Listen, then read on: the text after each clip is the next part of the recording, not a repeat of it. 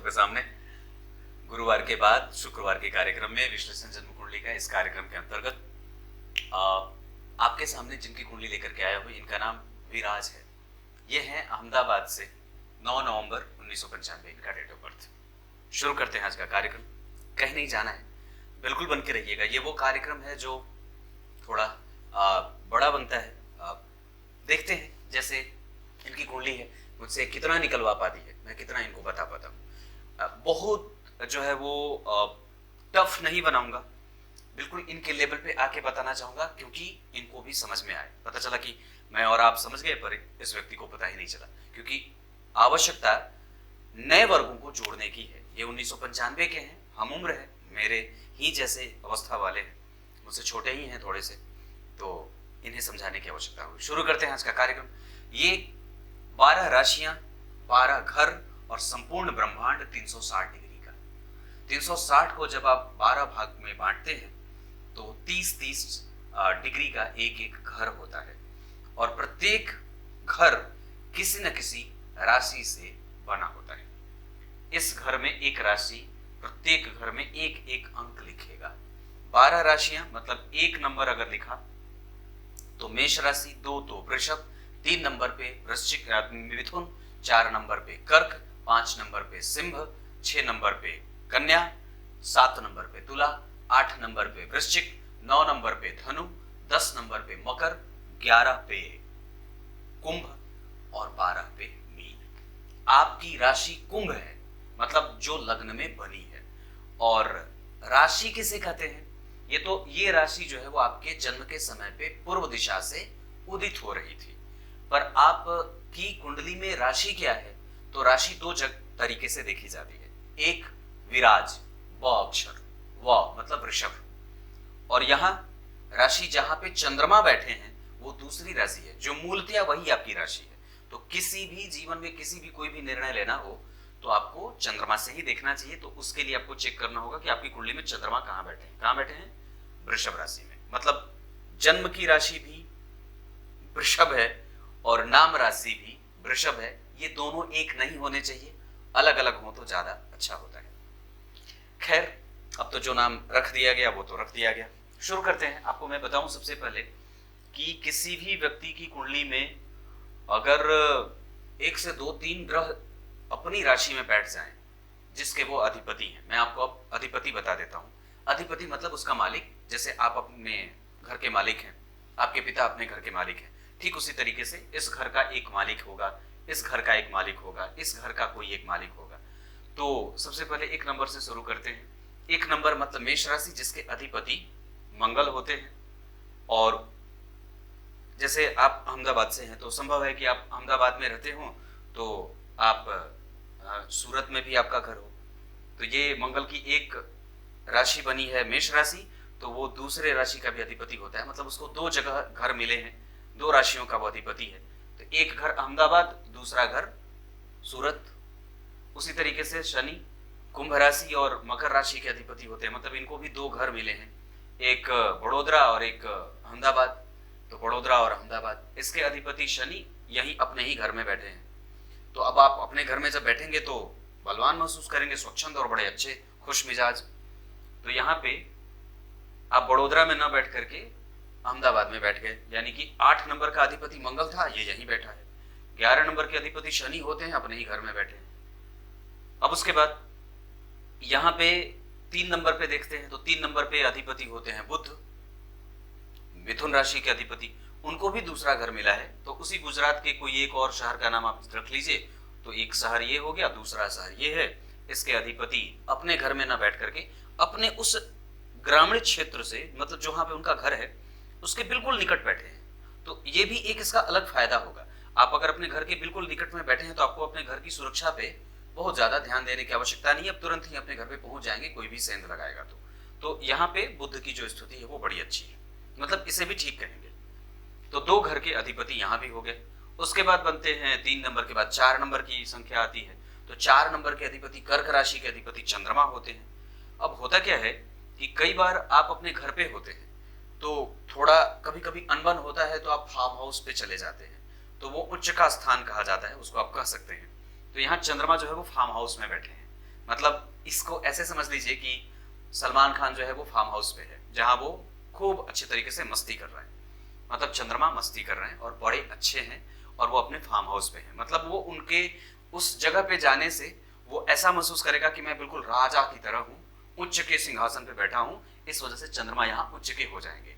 और वहां और भी अच्छी बात ये होगी कि वहां पे जितनी भी चीजें हैं, जो पर्यावरण है, जो फार्म हाउस का, वो बिल्कुल उनके अनुकूल है, क्योंकि वो चंद्रमा अपने ही नक्षत्र में बैठे हैं। इस वजह से आपकी कुंडली में चंद्रमा बड़े अच्छे परिणाम देने वाले बनेंगे। तो ये 4 नंबर की बात खत्म। 5 नंबर के अधिपति सूर्य होते हैं सिंह राशि। अब ये कहां बैठे, तो जैसे ये फार्म हाउस पे बैठा था चंद्रमा उच्च का, तो यहां वो मतलब अपने एक ऐसे घर में चला गया, एक ऐसे स्थान पे उसका ट्रांसफर हो गया है जहां बड़ा ही कठिन है माहौल। तो सूर्य जो है वो तुला के बैठे हैं। ये ऐसा कहने को है, पर वस्तुतः ऐसा है नहीं। वो नीच के भी होते हैं, इसे नीच की राशि कही जाती है सूर्य की। जैसे सूर्य यहाँ, चंद्रमा यहाँ उच्च के हैं, तो चंद्रमा उच्च के हैं तो कोई एक ऐसा घर होगा जो उनके लिए अनुकूल नहीं होगा, तो वो घर होता है वृश्चिक राशि। मतलब चंद्रमा यहाँ नीच के हो जाते हैं। जैसे सूर्य यहाँ नीच के बैठे हैं तुला राशि में, तो उच्च के कहाँ होंगे, मेष राशि में।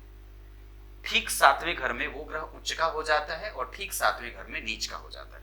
अगर सूर्य नीच के हैं तो उच्च के हो जाएंगे मेष में। जैसे देखिए यहाँ चंद्रमा उच्च के हैं, तो ठीक 7 घर बाद यहाँ पे उनकी नीच राशि बनेगी। तो यहाँ पे सूर्य नीच के हैं, मतलब वो कुछ ऐसे जगह पे हैं जहां पे वो उस राशि में जाकर के परिणाम में खराब नहीं होते, पर थोड़ा उनको वो पर्यावरण संतुलित नहीं होता, उनके लिए संतुलन लायक या संतुलन नहीं बना पाता वहां पे सूर्य, या वहां का एटमॉस्फेयर उसके लिए हिसाब से ठीक नहीं है, या फिर उस राशि का अधिपति उसके लिहाज से अनुकूल नहीं होता है। आप उसको जैसे भी समझ सकते हैं। तो ये 5 नंबर की बात रही। 6 नंबर के बारे में मैंने बात करी थी। 6 नंबर की राशि बुध, ये ठीक बैठे हैं। 7 नंबर के अधिपति होते हैं और 2 नंबर के अधिपति होते हैं शुक्र, मतलब वृषभ राशि और तुला राशि। आप बड़ोदरा में हैं और आप गुजरात में कोई एक और शहर सूरत, तो उसको एक राशि यहाँ पे, जिस तरीके से मंगल को 2 राशियां मिली थी, उसी तरीके से शुक्र को भी 2 राशियां मिली है। यानी कि शुक्र जो है वो यहाँ पे वृश्चिक राशि में बैठे हैं, जो सामान्यतः अपनी राशि से ये भी निकट बैठे हैं, और ये बड़े अच्छे परिणाम देंगे। क्योंकि ज्योतिष का सिद्धांत ये कहता है कि अगर इस भाव का कोई अधिपति है, जैसे शुक्र इस भाव के अधिपति है 7 नंबर के, या इस भाव के अधिपति है, और अगर यहीं बैठ जाए इस भाव के अधिपति होकर के, और इस भाव के अधिपति होकर के कोई भी ग्रह यहाँ बैठ जाए, जैसे बैठा है शुक्र, तो इसे बहुत ज्यादा अच्छा कहा जाएगा और ये व्यक्ति को बहुत ज्यादा लाभ देता है। तो आपकी कुंडली में ये चीज ठीक बनी। तो ये 7 नंबर की बात थी। 8 नंबर की बात मैंने कर रखी थी। 9 नंबर की बात करते हैं। तो 9 नंबर मतलब धनु राशि, और उस भाव के अधिपति यानी कि धनु राशि के अधिपति जो होते हैं देवगुरु बृहस्पति, उनकी दूसरी राशि 12 नंबर पे बनी होती है। यहाँ पे उनको उनका दूसरा घर भी है। मतलब प्रत्येक ग्रह सूर्य और चंद्रमा को छोड़ करके हर 2-2 शहर का अधिपति है, 2-2 क्षेत्र में उसके घर है। तो धनु और मीन के अधिपति गुरु यहाँ अपने मित्र के साथ बैठे हैं, मित्र के घर में। मंगल उनका मित्र है। आप अगर अपने मित्र के घर पे भी जाते हैं जो बहुत ज्यादा क्लोज है, तो बड़ा अच्छा लगता है। वहां पे भी घर जैसा ही लगभग फील होता है, पूरा घर नहीं होता पर आप घर जैसे ही होते हैं। तो यहाँ पे गुरु भी अपने घर में ही बैठे हैं, घर के तुल्य या घर के सामान्य या वैसे ही बैठे हैं। तो गुरु भी यहाँ पे अच्छे परिणाम करेंगे अगर मित्र के घर में बैठे हैं, तो जो कि बैठे हैं। तो ये गुरु की बात रही। उसके बाद शुक्र की बात मैंने कर दी 9 नंबर के बाद। 10 नंबर और 11 नंबर यहाँ के अधिपति शनि अपने ही घर में बैठे हैं, इनकी चर्चा मैंने कर रखी थी। तो ये ऐसे जो है वो ग्रह अपने घर में बैठा हो, तो आपकी कुंडली में खोज के देखिए कि ऐसे कितने ग्रह हैं जो अपने ही घर में बैठे हैं। तो सबसे पहले लग्न में शनि, और ये शनि 20 डिग्री तक मूल त्रिकोणस्थ होते हैं, और यहाँ वो 24 डिग्री पे बैठे हैं। मूल त्रिकोण राशि से हट करके वो स्वग्रही का परिणाम करेंगे। और मूल त्रिकोणस्थ होते मतलब अगर ये शनि 24 डिग्री से नीचे होते, मतलब 20 डिग्री के होते, तो ये मूल त्रिकोणस्थ कहे जाते, जहां पे उनका परिणाम बड़ा अच्छा होता है। लेकिन वो 24 डिग्री के हैं तो स्व राशि का परिणाम करेंगे, मतलब मूल त्रिकोण से थोड़े कम। मतलब विलंब अगर वो कर रहे थे तो थोड़े ज्यादा करेंगे, अगर वो 20 डिग्री के होते तो थोड़े विलंब कम करते किसी भी काम में।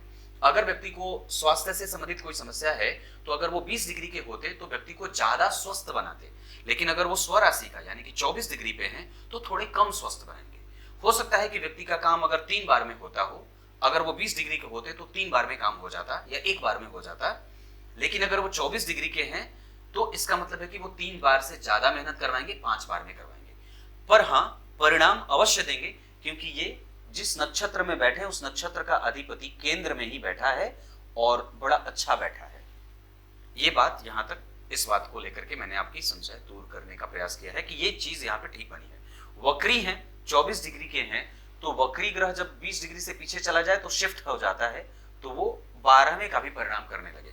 इसका मतलब है कि व्यक्ति दूर देश से संबंध बना करके भी अगर अपना कारोबार स्थापित करना चाहे, विदेश की यात्रा करे, विदेश से डिग्री ले, कोई भी संपर्क आपका बाहर से बन जाए, अपने जन्मस्थान से दूर भी इसे कहा जा सकता है, तो आप ये काम कर सकते हैं। मतलब आपका संपर्क बाहर के लोगों से अगर हो तो इसे अच्छा कहेंगे। क्लियर है? तो आपकी कुंडली में एक ग्रह यहां स्वराशि का हुआ। दूसरा, आप देखिए भाई जी, यहां मंगल भी आपकी कुंडली में अपने ही राशि में बैठे हैं, पर ये 20 डिग्री के हैं, ये अच्छे हैं, और मैं समझता हूं कि वो पूर्णतया बलवान है, दिग्बली है और षडबल में बलवान भी होंगे, और बैठे भी अच्छे हैं। मतलब धन भाव के अधिपति के साथ दशम भाव के अधिपति का बैठना व्यक्ति खुद के रोजगार पे, या कई बार अगर हर तरीके से अनुभव लेने के बाद खुद के रोजगार पे अगर फोकस करे तो बड़ा अच्छा होगा। और किसके साथ बैठे हैं? शुक्र के साथ, जो कि केंद्र के अधिपति होने के साथ साथ इस कुंडली में सर्वाधिक योग कारक ग्रह होते हैं। और योग कारक का मतलब अच्छा, जैसे इतने सारे ग्रह हैं तो सब तो अच्छे नहीं होंगे, आपके कुछ मित्र अच्छे होंगे, कुछ थोड़े सामान्य होंगे, कुछ बिल्कुल भी अच्छे नहीं होंगे, वो मित्र नहीं है। समाज में अगर 50 लोगों से आपकी पहचान है तो सबसे एक जैसी तो है नहीं। तो इस कुंडली में शुक्र जो होते हैं वो बड़े अच्छे परिणाम देने वाले ग्रह होते हैं। दूसरे नंबर पे बुध इस कुंडली के लिए बड़े अच्छे परिणाम देने वाले होते हैं। तीसरे नंबर पे इस कुंडली के लिए शनि सबसे ज्यादा अच्छे परिणाम देने वाले होते हैं। चौथे नंबर पे इस कुंडली के लिए सामान्यतया पहले नंबर पे शुक्र कहा, दूसरे नंबर पे बुध कहा, तीसरे नंबर पे स्वयं शनि हो जाते हैं। चौथे नंबर के बाद मंगल आते हैं, फिर उसके बाद मारक ग्रह के रूप में सूर्य बन जाते हैं। प्रथम मारक के रूप में जो है वो गुरु भी बन जाएंगे, दूसरे मारक के रूप में सूर्य बन जाएंगे, तीसरे मारक के रूप में कई बार जो है वो चंद्रमा को भी देखा जाता है, वो भी व्यक्ति को घसीटी कराते हैं, मेहनत करवाते हैं। हालांकि ये जो स्थिति है वो बहुत ज्यादा अच्छी है व्यक्ति के सरकारी लाभ और पहले सरकारी नौकरी करके बाद में अपना रोजगार करने के मामले में, क्योंकि जो मंगल हैं वो दिग्बली है और शुक्र के साथ बैठे हैं। तो मंगल के साथ शुक्र के बैठने से व्यक्ति थोड़ा बहसी होता है और उसको संभालना बड़ा मुश्किल होता है। गुरु के साथ मंगल का बैठना, ध्यान से समझिएगा, ध्यान से समझिए, मेरी तरफ देखिए, गुरु के साथ मंगल का बैठना व्यक्ति की कैपेसिटी अच्छी रखेगा, चाहे वो ज्ञान के मामले में हो, अनुभव के मामले में हो, धन के मामले में हो, एक्सपेक्टेशन गेन जो बढ़ाने का होता है, जैसे कि मैं बहुत ज्यादा गेन करूं, तो वो जो दिमाग में थॉट क्रिएट होंगे वो बड़े अच्छे और पॉजिटिव होते हैं। मंगल के साथ शुक्र जब बैठेंगे तो व्यक्ति को बहसी और वहम में रहने वाला, चीजों को लेकर के कई बार बहुत ज्यादा क्लियर ना रहने वाला होता है बहुत सारे मामले में, पर ये बहुत कम होगा क्योंकि मंगल यहां बैठे हैं तो इस भाव का बल बढ़ेगा। शुक्र का प्रभाव थोड़ा कमजोर होगा और सूर्य का वो नीच भंग भी करेंगे। तो आपकी कुंडली में मैं स्वराशि के ग्रहों पे था, तो एक ग्रह यहां, दूसरा ग्रह यहां, 2 ग्रह स्वराशि के हो गए। उच्च के ग्रह में चंद्रमा उच्च के हो गए और यहाँ पे सूर्य और बुध एक साथ बैठे, ये भाव बड़ा अच्छा बनेगा, सूर्य का नीच भंग होगा। मतलब टोटल तरीके से भाव कितने बलवान हुए? दशम, लग्न, चतुर्थ और नवम, इसे भी मैं बलवान ही कहूंगा। तो एक मतलब एक ये 2 3 4 घर आपकी कुंडली में प्रत्यक्षतया बलवान हुए, प्रत्यक्ष रूप से 4 घर बहुत अच्छे परिणाम देंगे, जिसमें से लग्न, चतुर्थ, दशम और नवम। ये अगर आप गौर करेंगे तो लग्न, चतुर्थ, दशम और नवम, अगर ये इतने घर बलवान हो गए तो समझने वाली बात होगी कि व्यक्ति की कुंडली में 3 केंद्र तो पहले ही बलवान हो गए। यहां बिजली चली गई थी। ये सारी चीजें मैंने आपको बताई कि आपकी कुंडली में प्रमुखतया लग्न, चतुर्थ, दशम और नवम, ये भाव इतने बलवान हैं। और ढूंढने का प्रयास करते हैं कि अब जैसे अगर लग्न बलवान होगा तो व्यक्ति के व्यक्तित्व में, व्यक्ति के स्वास्थ्य में, व्यक्ति की आयु में, व्यक्ति की प्रवृत्ति में, व्यक्ति के थॉट में, व्यक्ति के विचारधारा में, व्यक्ति के कार्य क्षेत्र में, व्यक्ति के करियर में और उसके संबंधों में, समाज में, सोशल स्टेटस आदि, आप हर एक चीज जो भी जीवन की मूलभूत चीजें होती हैं, जहां से हम विचार करना शुरू करते हैं, जहां से पग बढ़ाना शुरू करते हैं, ये लग्न के बलवान होने से मिल जाएगा। मतलब हर एक चीज। अगर चतुर्थ बलवान होगा तो क्या होगा? चतुर्थ बलवान हो तो पहले व्यक्ति की मानसिक शांति, घर का पर्यावरण, घर में सुख सुविधाओं का कोई कमजोर ना होना, माता का सुख, आदि आदि चीजें। आपके पास जो आपका छोटा समाज है उससे थोड़ा बड़ा जो है वो ये समाज होता है, इससे थोड़ा ऊंचा ये समाज होता है। तो आपकी कुंडली में आपका जो पहले जैसे बोलते हैं ना, पहला स्कूल, मतलब आपका पहला दायरा ये है, मतलब माता का, भाई का, बहन का, पत्नी का, पुत्र का, पिता का, इमोशन, व्यक्ति के जो थॉट होते हैं, जो इमोशनली व्यक्ति को कनेक्ट करते हैं लोगों से, वो चीज भी आपके पास रहेगी। मतलब आप मानसिक रूप से कभी भी कमजोर नहीं पड़ेंगे। कभी भी अपनी बात को रखने के लिए आपको किसी के सहारे की आवश्यकता नहीं होगी। आप अपने बल पे ही अपनी बात रख लेंगे। आप कभी इमोशनली ब्लैकमेल नहीं होंगे। आपको लोग देख करके आपकी तरफ आकृष्ट होंगे। चेहरा सुंदर होगा, देखने में व्यक्ति अच्छा होता है, हृष्ट पुष्ट शरीर का होता है, रोग व्याधि इम्यून वगैरह कमजोर नहीं होंगे, हृदय से संबंधित कोई बीमारी नहीं होगी, फेफड़ा मजबूत होता है, श्वसन तंत्र मजबूत होता है, वो व्यापार अच्छा कर सकता है। वो बहुत सारी चीजें जो आप व्यापार के मामले में ले लें, आपके धन आने के मामले में ले लें, धन के बाहर जाने के मामले में ले लें, धन के फ्लो को ले लें कि आपके जीवन में जो है वो इकोनॉमिकल कंडीशन कैसी है, वो धन जो आएगा वो रुकेगा भी या फिर ऐसे ही नष्ट हो जाएगा। ये सारी चीजें आपकी कुंडली में चतुर्थ भाव के बलवान होने से रुकेंगी भी।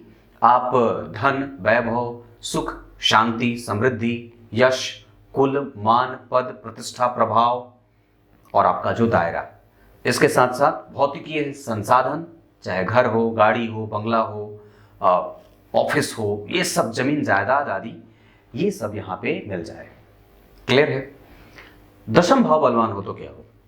अब जब विचार करें तो दशम भाव में गुरु बैठे तो सबसे पहले वो आपके पिता के साथ संबंधों को बेहतर रखेंगे, पैतृक संपत्ति का लाभ देंगे। इसके बाद आपके एजुकेशन सिस्टम को बहुत ही ज्यादा वो बेहतरीन और सुगम बनाते हैं। आपका करियर आपके एजुकेशन से जुड़ा रहता है। उच्च शिक्षा, पद वृद्धि, समाज में यश और भाव बढ़ता है। आपका प्रभाव और आपका इम्पैक्ट लोगों पे बड़ा अच्छा पड़ता है। कम्युनिकेशन और अपने व्यापार को किस तरीके से नई रूपरेखा देने की बात होती है वो आप बहुत अच्छे तरीके से लोगों को समझा सकते हैं। कन्विंसिंग कैपेसिटी अच्छी होने के साथ साथ समाज के ऊंचे पद पे बैठे लोगों से पकड़ अच्छी होती है। ये दशम स्थान है जो कि आपका बहुत बड़ा राजनीतिक दायरा है।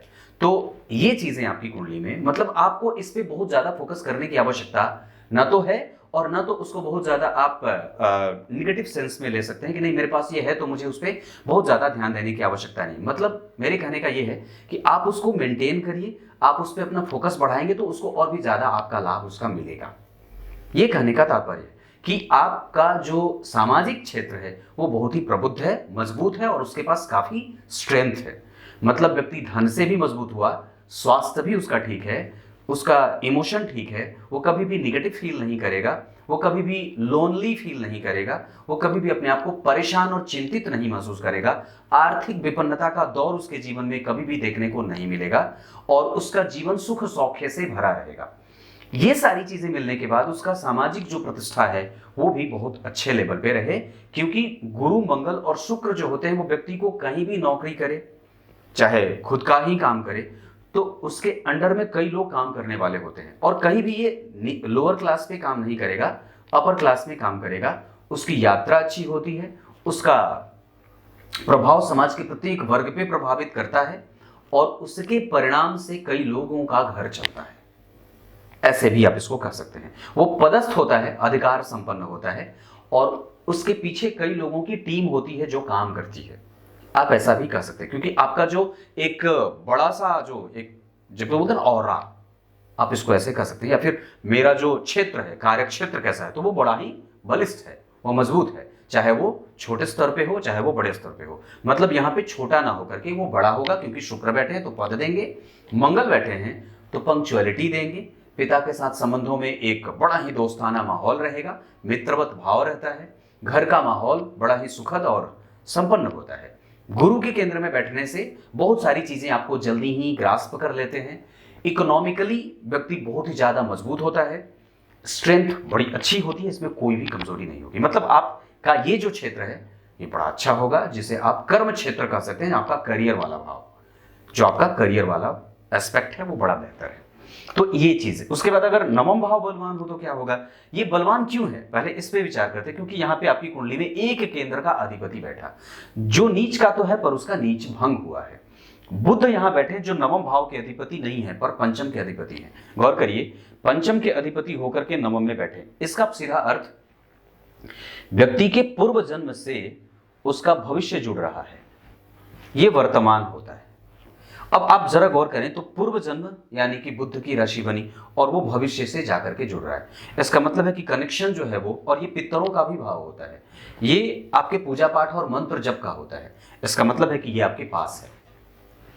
गौर करने की बात है, दशम भाव के ठीक पिछले भाव में सूर्य, बुध और राहु बैठे, जो व्यक्ति को बलिष्ठ बुद्धि का बनाएंगे, तार्किक, समझदार और बहुत ज्यादा डीप थॉट में जाकर के प्रोसेस करने वाला होता है। बहुत ज्यादा गंभीरता से किसी बात का चिंतन करे, मनन करे, सामाजिक हो और किसी भी तरीके से अपने अर्थ का नुकसान न करने वाला होता है। बहुत ज्यादा व्यावसायिक नेचर को रख लेता है। क्यों? क्योंकि बुध के साथ तुला राशि के राहु बैठे हैं। ये तुला के राहु बुध के साथ जब बैठेंगे, स्वाति नक्षत्र का बुध व्यक्ति को बिच खोपड़े वाला दिमाग बना देंगे, मतलब इतना बेहतरीन दिमाग कि बिल्कुल ही शार्प माइंड का हो जाए। इतना मतलब कि आप उसको चाहे किसी भी क्षेत्र में उतार दीजिए, वो किसी भी क्षेत्र में बड़ा ही प्रफुल्लित होकर के काम करता है और किसी भी चीज को सीखने की, समझने की, उसके पीछे तर्क लगाने की, दिमाग लगाने की, याद करने की और बड़ी ही रिस्पॉन्सिबिलिटी के साथ कोई भी काम करता है। ये भाग्य भाव है, मतलब इन सब में आपका भाग्य भी जुड़ेगा।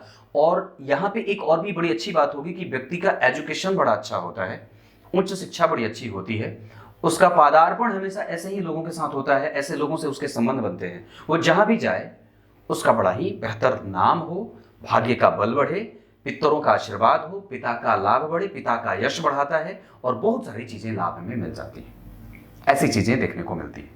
पर राहु है सूर्य के साथ, तो कई बार व्यक्ति में आप आत्मबोध की स्थिति कमजोर होती, कई बार वो अपने आप को एनालाइज नहीं कर पाता, खुद को टाइम नहीं दे पाता। तो इस पे भी एक बार गौर करने की बात होगी। वहां पे राहु के साथ सूर्य के बैठने से व्यक्ति के जीवन में धर्म है पर भौतिकता ज्यादा है, वो इरेगुलर हो सकता है और इरेगुलरिटी के कारण कई बार नुकसान से नजदीक से गुजरते हुए देखा जाता है।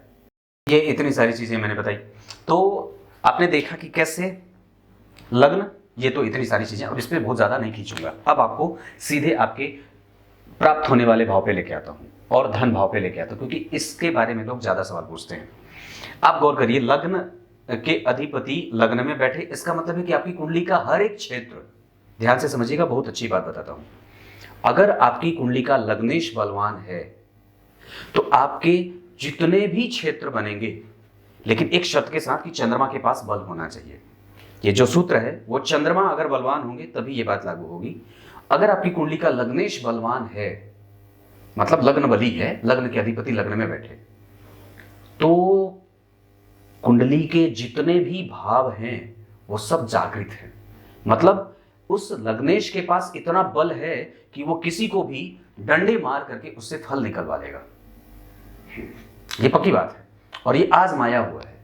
तो आपकी कुंडली में ऐसा कोई भी भाव नहीं है जो ये कहेगा कि मैं फल नहीं दूंगा। क्यों?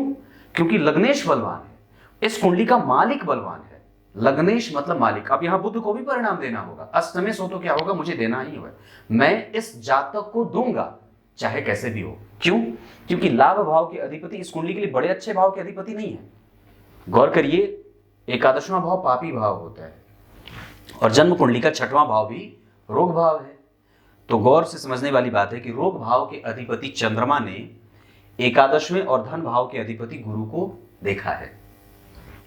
तो एक तरीके से ये दारिद्र दोष होगा, क्योंकि धन भाव के अधिपति का संबंध ऋण भाव के अधिपति से हो रहा है ना। चंद्रमा ने गुरु को देखा है और मंगल को भी देखा है, तो ये ठीक हो क्योंकि मंगल यहां बली है, मंगल दिग्बली है। और शुक्र को देखा है तो ये भी ठीक हो क्योंकि शुक्र जो है वो शुक्र की ही राशि में चंद्रमा बैठे हैं, शुक्र और चंद्रमा परस्पर एक दूसरे को देख रहे हैं। दृष्टि चंद्रमा की यहां पे नीच की है, इस वजह से प्रभावित अवश्य करेंगे, लेकिन लाभ भाव के अधिपति का दशम में जाना महाधनी योग बनाता है, धन भाव के अधिपति का दशम में जाना धनवान योग बनाता है। स्वयं के कार्य से व्यक्ति धन ज्यादा कमाए।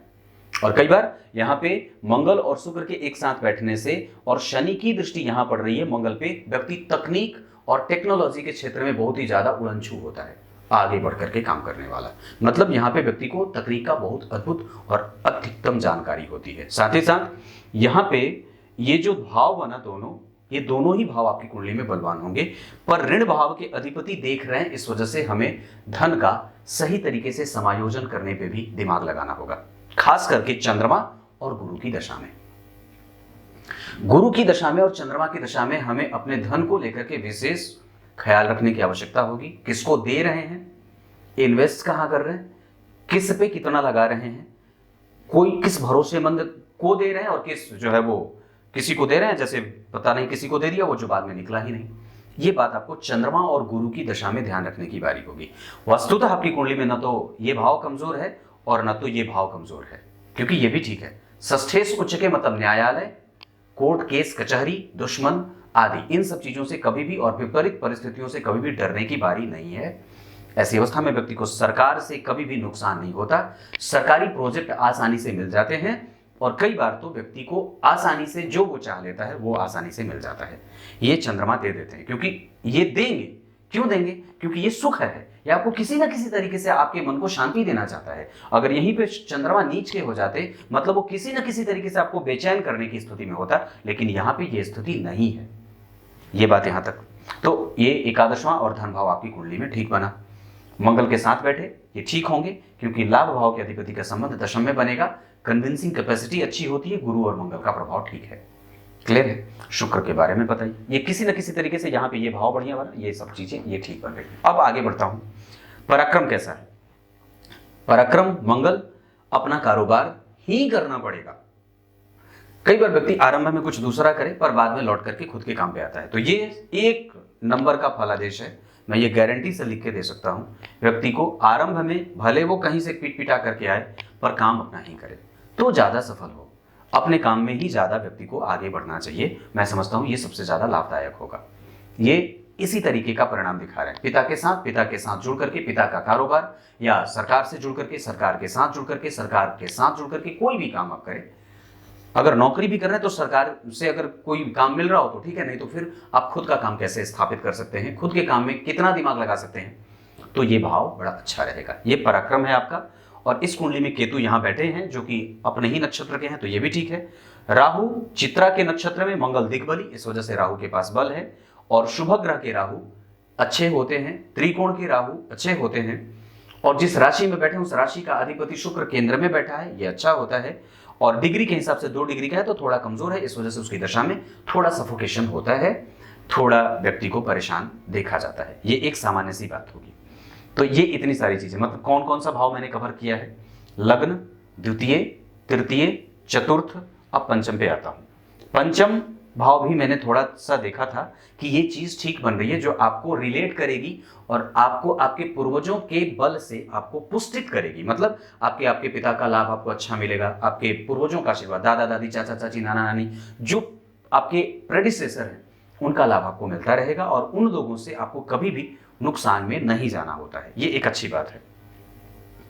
ऐसी स्थिति में व्यक्ति की उच्च शिक्षा अच्छी होती है, उसका एजुकेशन बड़ा अच्छा होता है और कई बार वो आरंभ से ही कई सारे जो है वो सिस्टम को फॉलो करता है। जैसे इसको आप ऐसे समझ सकते हैं कि कुछ इधर से कुछ और पढ़ा, आगे बढ़ के फिर ट्रैक बदला, फिर कुछ बदला, फिर कुछ बदला, तो ऐसे उसके पास जीवन के कई क्षेत्र के अनुभव उसके पास जुड़ते जाते हैं जीवन में।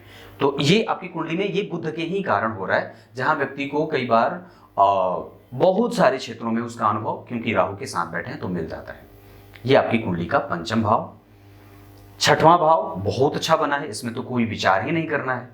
सप्तम भाव थोड़ा कमजोर है, इस वजह से विवाह आदि करने चलेंगे तो थोड़ा ध्यान देना होगा। नवम भाव की स्थिति ठीक है, दशम भाव की स्थिति ठीक है। ये आपकी कुंडली का एक पक्ष रहा। अब मैं इसको और भी क्लैरिफाई करके बताऊं।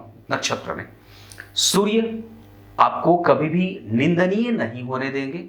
अपनी दशा काल में वो संपूर्ण धन का लाभ करेंगे और आपके पास आपके डेली बेसिस के इनकम को बढ़ाएंगे। ये सूर्य की बात है। चंद्रमा बेहतरीन है, उसमें कोई संशय ही नहीं है। इस वजह से सुख सौख्य की वृद्धि वो करते रहेंगे, अपने नक्षत्र के हैं, रोहिणी के, और ये व्यक्ति को बड़े ही खुश मिजाज और बड़ा खुश रहने वाला बना देते हैं। व्यक्ति के आने के बाद कई लोगों का भाग्य बदल जाता है, ऐसा भी है। मंगल दिग्बली और क्रिएटिव बना देते हैं ज्येष्ठा नक्षत्र में। हालांकि वहां पे व्यक्ति थोड़ा चालाक भी होता है और उसके पिता चालाक होते हैं, ऐसा, या पिता को कई बार अपने कारोबार को लेकर के झूठ बोलना पड़ता है। ये एक सामान्य सी बात होगी, ये मंगल के कारण, क्योंकि मंगल पिता का भाव है और पिता यही बैठे हैं, मतलब वो मजबूत है और उनका पिलर मजबूत है, वो बड़े ही मायावी हैं, ऐसा। बुध स्वाति का है, तिकड़मी, चालाक, संयमित होकर के किसको कैसा उत्तर देना है ये बड़े अच्छे तरीके से आता है। जो व्यक्ति में चपलता, चंचलता और सरलता, सब चीज का एक साथ कॉम्बिनेशन बना करके रख देता है। जहां आपके सामने सारे प्लेट भरे पड़े हैं, जिसको उठाना है खा लीजिए और पेट भर जाए। ये बुध और राहु के नक्षत्र के कारण ऐसा हो रहा है। गुरु जन्म कुंडली में ज्येष्ठा के, बुद्धिमान, यशस्वी और भगवान नारायण का भक्त, माता और पिता की सेवा करने की जो होती है वो व्यक्ति के अंदर प्रबल इच्छा होती है कि उनको वो देख करके बड़ा ही दया से भर जाता है और उनके प्रति एक कृतज्ञता का भाव रखता है। ये कृतज्ञता का भाव ये बुध भी दे रहे हैं, ऐसा मैं देख रहा हूं। तो ये गुरु थे। शुक्र संयमित, नियमित और पंक्चुअलिटी, और साथ ही साथ पद देंगे, पद तो देंगे पर गैस्ट्रिक पेशेंट भी बना देते हैं। तो ये बात भी, पेट के नीचे का हिस्सा वस्ती क्षेत्र जो होता है वो थोड़ा प्रभावित होता है, इस वजह से उस पर ध्यान देना चाहिए। शनि वक्री है, इस वजह से कभी कभी मांसपेशियों में दर्द और खिंचाव की समस्या बनती है। शनि बढ़िया बैठे हैं, मैं समझता हूं कि वो गुरु के नक्षत्र में बैठे हैं, गुरु केंद्र में बैठे हैं, तो खराब नहीं है ये आपकी कुंडली के नक्षत्र। अब आपको मैं अवस्थागत कौन सा ग्रह कितना प्रतिशत परिणाम करेगा ये बता देता हूं। सूर्य आपकी कुंडली में मारक होते हैं और मारक ग्रह का कमजोर होना ही ठीक होता है।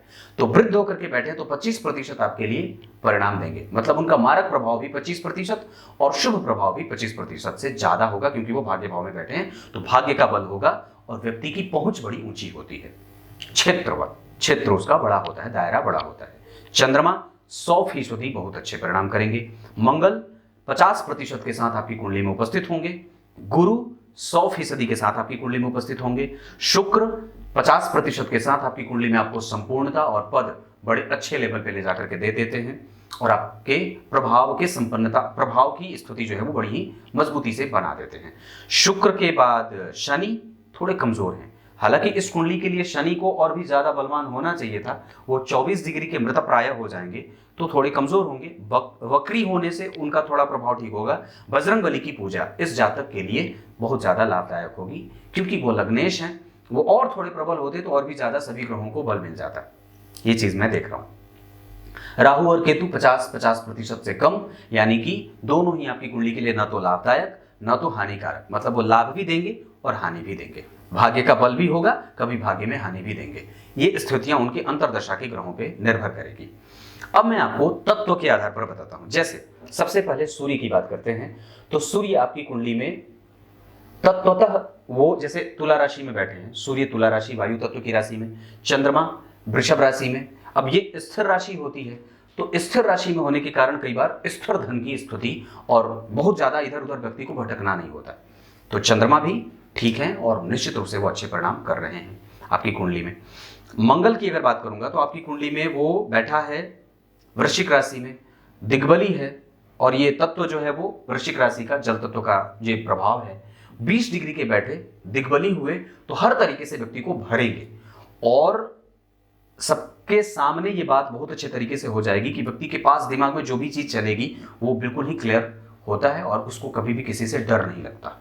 बड़ा ही खूंखार भी हो जाता है और बब्बर हो जाता है अपने क्षेत्र के लिए। बुध बढ़िया बैठे हैं, वायु तत्व की राशि में बैठे हैं। गुरु जन्म कुंडली में जल तत्व की राशि में थोड़े से कमजोर, हालांकि और भी अच्छे हो सकते थे। अगर भाव यहाँ ये नहीं होता तो गुरु का प्रभाव कमजोर हो जाता। शुक्र जन्म कुंडली में वृश्चिक राशि में बैठे हैं, ठीक ठाक है, जल तत्व की राशि है, सामान्यतया भूमि और जल का मिलन होता है तो ठीक है, वो शुक्र के लिए ठीक नहीं है ऐसा नहीं कहूंगा, पर रोग व्याधि दे सकते हैं क्योंकि वृश्चिक राशि रोग की राशि होती है, तो थोड़ी बहुत स्वास्थ्य से संबंधित, पेट से संबंधित, अपच एसिडिटी, कब्जियत वगैरह की समस्या बनती है। शनि जन्म कुंडली में अपनी राशि में वायु तत्व की राशि में बैठे हैं, तत्वतः वो बिल्कुल ठीक है और आपके लिए ठीक है। अगर वो बलवान होते कैसे, डिग्री के हिसाब से, तो और भी ज्यादा अच्छी बात होती। बजरंगबली की पूजा, बजरंगबली का दर्शन, सरसों तेल का दीपक शाम को अवश्य दिखा देना चाहिए। हनुमान चालीसा का पाठ प्रत्येक दिन अवश्य करना चाहिए। किसी हनुमान जी के मंदिर का दर्शन अवश्य करना चाहिए। क्लियर है?